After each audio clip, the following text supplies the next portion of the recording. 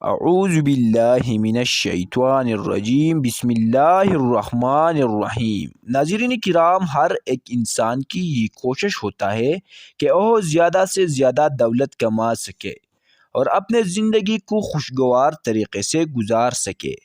لیکن اگر کسی انسان میں یہ تین باتیں موجود ہیں تو اس کے زندگی کبھی خوشگوار نہیں ہوں گے اور نہ ان کے پاس کبھی دولت آئیں گے۔ وہ جتنا بھی کوشش کیوں نہ کرے وہ کبھی دولت مند نہیں بن سکتے ہیں۔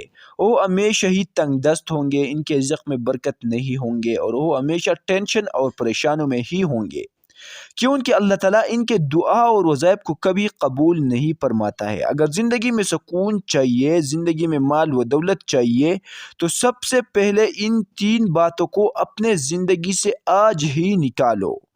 پہلے نمبر پر بے نمازی۔ جو لوگ نماز نہیں پڑھتا ہے اس کے زندگی سے برکت ختم ہو جاتا ہے، کیونکہ سارے برکات نماز میں ہے۔ اس کے مال و دولت سے برکت ختم ہو جاتا ہے، اس کے رزق سے برکت ختم ہو جاتا ہے اور نہ ان کے کوئی دعا قبول ہو جاتا ہے۔